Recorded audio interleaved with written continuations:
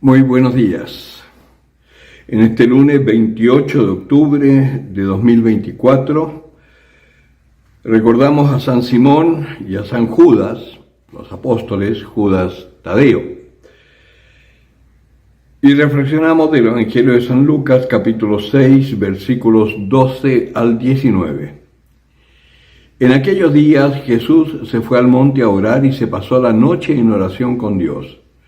Cuando se hizo de día, llamó a sus discípulos y eligió 12 de entre ellos, a los que llamó también apóstoles: a Simón, a quien llamó Pedro, y a su hermano Andrés, a Santiago y Juan, a Felipe y Bartolomé, a Mateo y Tomás, a Santiago el de Alfeo y Simón, llamados Zelotes, a Judas de Santiago y a Judas Iscariote, que llegó a ser un traidor.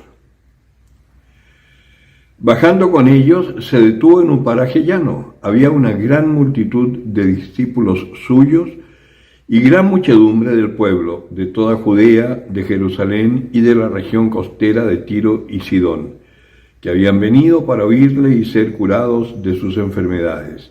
Y los que eran molestados por espíritus inmundos quedaban curados. Toda la gente procuraba tocarle porque salía de él una fuerza que sanaba a todos. Palabra del Señor. Si leemos un poco la historia y vemos cuál fue la elección del Señor, del discipulado del Señor, había de todo: gente rica, gente clase media, gente pobre. Sin embargo, Él escoge de toda esa gente a los más pobres: pescadores, guerrilleros. Los celotes, por ejemplo, eran un grupo, digamos así, de nacionalistas que querían luchar con las armas para liberarse del yugo del Imperio Romano. Y escoge a esos. Pero dentro de esta elección, por ejemplo, no vemos a Lucas, que llegó a ser uno de los evangelistas. Y ese, podemos decir, se sabe positivamente que era un poco más instruido porque era médico. ¿Por qué hago esta aclaración? Porque eso nos da esperanza. Porque en un momento el Señor dirá: te doy gracias, Padre Santo, porque has revelado estas cosas a la gente sencilla, a los pequeños, y se las has ocultado a sabios e inteligentes. Para lograr esto, el Señor nos da la pauta al comienzo con su actitud. Fíjense que el Señor está evangelizando más que nada con hechos que con palabras. Él anuncia el reino, sí, ha llegado el reino, y hace todo este discurso del Sermón del Monte de las Bienaventuranzas, cosas que Él fue diciendo a lo largo de su enseñanza en estos 3 años que estuvo con sus discípulos. Ayer veíamos en la liturgia del día del libro de Ben Sirá lo que el Señor puede darle a la persona que ora constantemente. Lo veíamos en la Eucaristía. Yo no lo leí, pero hoy quiero leerlo porque tiene relación con lo de hoy también. Les pongo un trocito nomás. El elegido de Dios presta servicio ante los poderosos y se presenta ante los jefes. Viaja por países extranjeros probando el bien y el mal de los hombres.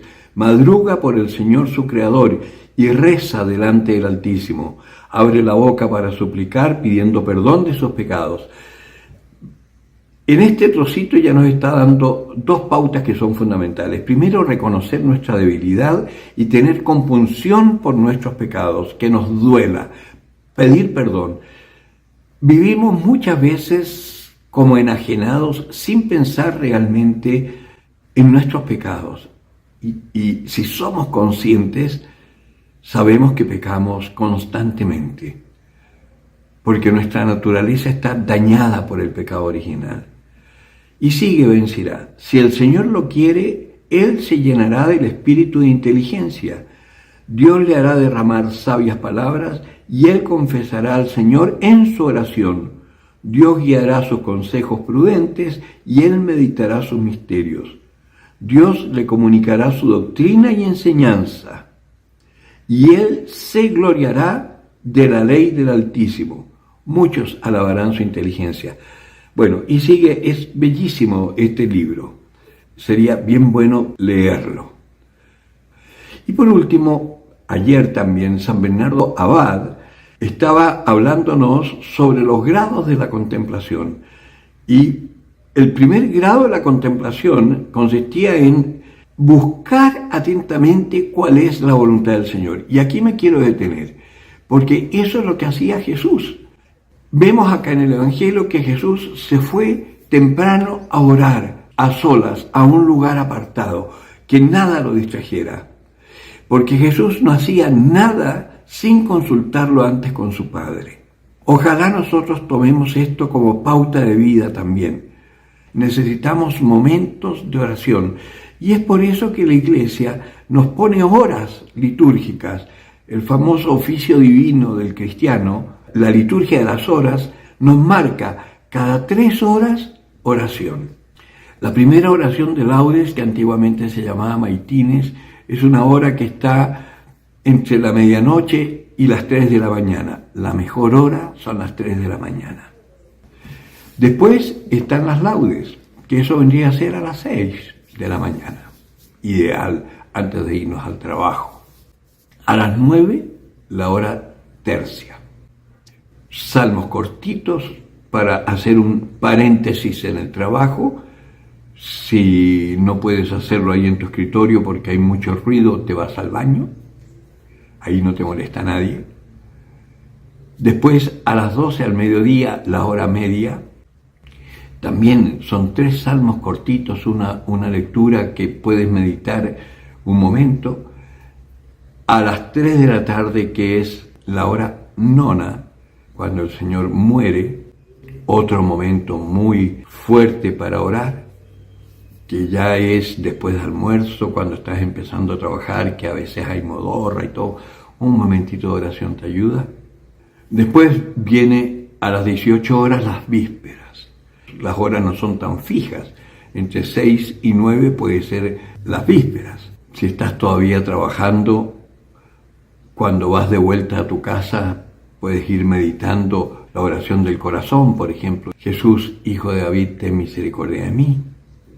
Y por último, entre 9 y 12 de la noche, es lo que se llama las completas, que normalmente se hace antes de ir a dormir.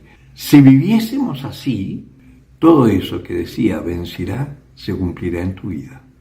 Para los que se están preguntando cuál es el libro de Bencirá, es el libro de la sabiduría. Dentro de los libros sapienciales hay varios. Está el eclesiástico, el eclesiastés y el de la sabiduría. El eclesiastés también se lo llama el libro de Coelet o del predicador. Y el eclesiástico son libros de sabiduría que están más o menos en la primera mitad de nuestra Biblia. Son interesantísimos para leer. El que tenga oídos para oír, que oiga.